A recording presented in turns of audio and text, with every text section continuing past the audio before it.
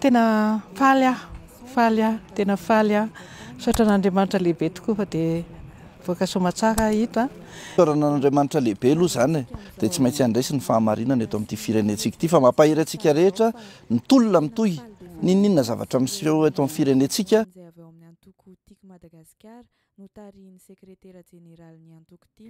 Nivoaka ny fonjana Tanimora ihany ny kandidat ny firaisan-kina ao Antsirabe voalohany lisitra faharoa Olga Ramalason rehefa nitazomina vonjimaika tany ny talata fahatelo amby roapolo ny volana aprily 2024 lasa teo. Tazantsika amin'izao endriny miramirana sy ny fihetsiny hitantsika amin'ny sary izao fa tena faly dia faly tokoa izy sy ireo nanotrina ny fivoahany izay avy ao amin'ny antoko tiako Madagasikara notarihin'ny sekretera jeneraly antoko tim tsy iza moa izany fa i Rina Randriamasinoro rehefa azony ny fahafahana. Tena sotrisia.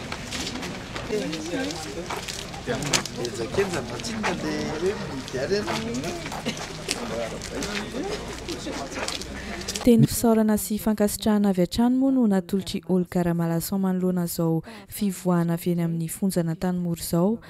Ary nilaza ihany koa izy fa tsy ampiempotra azy amin'ny tolona izay atao ankehitriny ny trangan-javatra sahala amin'izao fa indrindrandrindra mitohy hatrany ny tolona amin'ny fanavotana ny Madagasikara ka zava-dehibe ny firaisan-kinantsika rehetra. Toy izao izany fanambarana ofisialy nataony Olga Ramalason izay kandidat ho solombavam-bahoaka ao Antsirabe voalohany izany. Tena faly aho, tena faly aho. Saotra n'Andriamanitra lehibe tokoa fa dia voka-soa matsara hito a.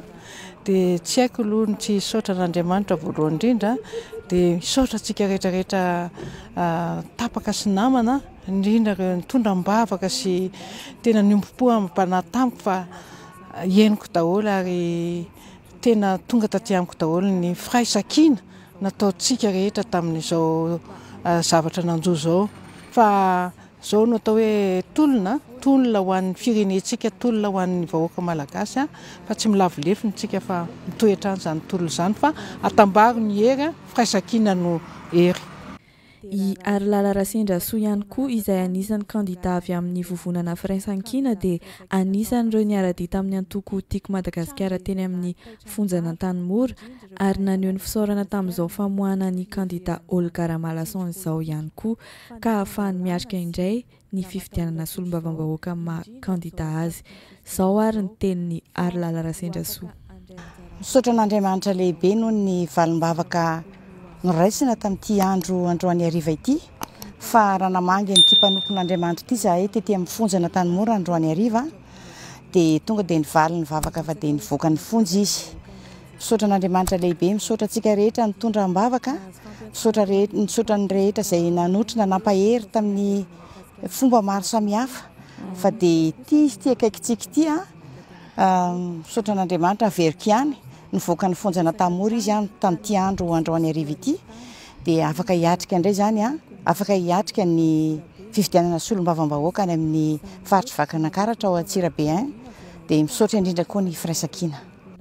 Anisan'ny nandray fitenenana tena toerana ihany koa ny sekretera jeneraly ny antoko tiako Madagasikara Rina Randriamasinoro naneho fisaorana ireo rehetra izay nandray anjara niara-ny sahala tamin'ny famoahana ny tena marina tamin'iny afera nakasika ny kandidat Olga Ramalason iny sy ireo mpamatsy vola nanampy azy ireo.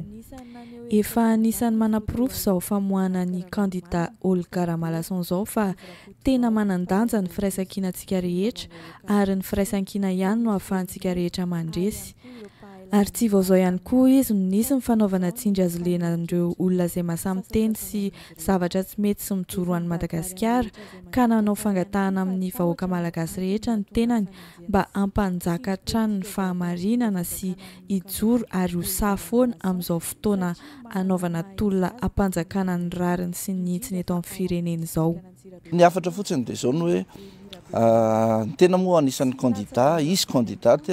maro ireo kandidat ihany koa izay tao anatin'ny firaisan-kina lasa nitebiteby sy nanana hiata amin'ireny zavatra niseho ireny hoe ahoana no avintsika reto mampahery antsika rehetra hoe tsika ao anatin'ny firaisan-kina miezaka tsika fa raha tena miray iny tsika ary firaisankinatsika sy ny firaisankina ny vahoaka malagasy dia tsy maintsy andraisy ny fahamarinana eto amin'ity firenentsika ity fa mampahiry antsika rehetra ny tolona mitohy ninninona zavatra miseho eto amin'ny firenentsika dia alohantsika manana courage foana satria izao nahazo any sénateur zao nahazo anay tamin'ny fotoan'andro nahazo any rehetra ihany koa dia fisedrana ihany koa reny amintsika hoe manao antsika fa ilaina ny firaisankinatsika ary rehefa tena miray intsika dia mino aho fa andresy ny fahamarinana eto amin'ny firenena. Raha verina kely ny zavatra nahazo any Olga Ramalahison ity dia raha efa tany amin'ny 70 taona lasa tany no nofongarina nanenjehana an'ity kandidat ny firaisankina tao Antsirabe voalohany ity. Tranga izay nahataitra ny maro indrindra ireo mpahay lalàna eto Madagasikara noho ny fiheveran'izany tsindry politika,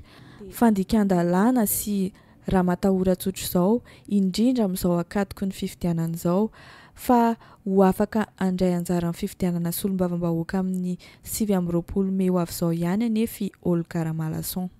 Ny talata fahatelo amby 20 ny volana Aprily 2024 lasa teo no nahiditra ponja vonjimaiky ity kandidat hirotsaka ho fidiana solombavam-bahoaka ny vovonana firaisankina Antsirabe voalohany ity. Nahazo fampiantsoana teo anivon'ny PAK izy ny talata maraina hoe atao fanadihadiana mahakasika ny afera kolikoly ary ny hariva kosa no nampidirina ponja vonjimaiky teny Antanimora ary nahataitra ny maro izany. Resaka tany amin'ny taona 2024 tany fony izy mbola be ny tanàna ny commune Ambonivohitra Antsirabe no niampangana azy. Izany hoe 15 taona taty aoriana vao nahita ny PAK fa nisy afera kolikoly nataony Olga Ramalahison izay fotoana akaiky ny fifidianana solombavam-bahoaka.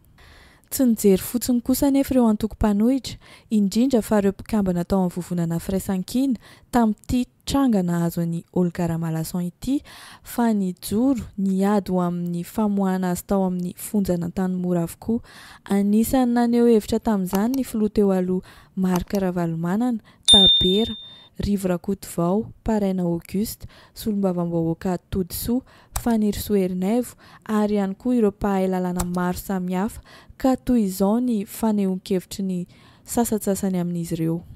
Nametraka atota taratasy filatsahako hovidiana toy ny kandidat rehetra izy ary efa nahazo numéro tamin'ny fisarian-darana koa mavety mpanontany anay rehetra hoe inona no ambadiky izao fisamborana izao. Fisamborana izay akatoko ny fiakehana ny fifidianana solombavam-bahoaka izao. Manelingelina ve izy amin'ny maha-kandidat azy mazava be fa amin'izao akatoko ny fifidianana izao dia ambadika politika ny fisamborana ny kandidat iray. Efa mibaribary amin'ny rehetra izay mandinika tsara ihany koa fa tahotra no antony mahatonga ny fanenjehana sy tsindry politika izay ataon'ny mpitondra fanjakana amin'ny kandidat Olga Ramalahison satria manana ny maha izy azy ity kandidat iray ity indrindra fa ao amin'ny distrikana Antsirabe voalohany hoy Eli Rabevahiny. Za zany tsy te hiresaka amin'ilay hoe raharaha tany amin'ny 10 na ny 7 na be ny tanàna azy tsy te hiresaka an'izay zany fa tena mazava le izy hoe hita tsotro zao zany fa hoe fanenjehana amin'ny lafiny politika ilay izy na hoe tsindry politika ilay atao. Lay kandidat ihany koa dia azo lazaina hoe manana ny toerany raha ao amin'ny distrika izay ilatsahany ary azo antoka ny hofahalany iny zany satria mieritreritra hoe raha efa 10 taona lasa ankatoko ny fampielezan-kevitra voafoazy na dia hita hoe mifono tahotra avy hatrany zany zay an'ilay mpitondra fanjakana sy ny bombazy. Tsy latsa-danja amin'izany ihany koa ny fanehoan-kevitra narosin'ireo kandidat hafa ao amin'ny vovonana firaisankina toa ny Rivo Rakotovao izay kandidat any Amparafaravola izay tena anisan'ny taitra raha nahare fa nahiditra mponja vonjimaika ny kandidat Olga Ramalahison noho ny hevitra tsy hitovizana. Mipoitra ihany koa ny fanavakavahana ataon'ny fitondrana hoy izy satria efa fantatra fa maro amin'ireo kandidat izay miaraka amin'ny fitondrana no manana raharaha any amin'ny fitsarana voatsela kanefa tsy misy tohiny akory fa rehefa kandidat manohitra ny fitondrana dia gafiana fotsiny tsotro izao. Eno indray ary zany voalazan'ny kandidat Rivo Rakotovao zany. Enjehanao satria tsy mitovy hevitra aminao kadra politika izy zany no ny heviny ve zany no samborana ho azy. No misy kandidat ve manahirana anao tsy manakana an'izay ataoko hoe fanadihadiana ataon'ny manam-pahefana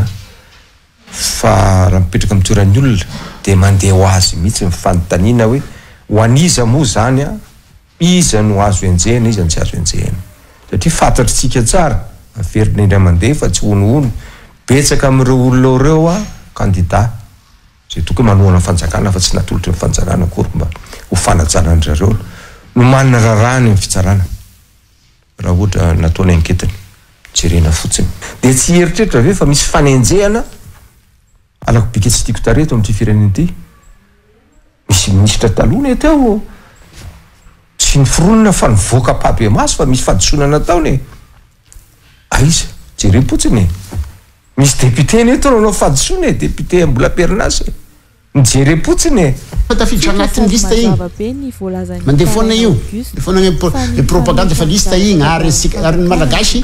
renao ny zavatra voany gnaso zay koa victime anao ohatra n'igny ndray ny tena tiana ry zareo tena pianin'olo fa nisany teto maromaro izy aloha de tena mahagaga sady mampalahelo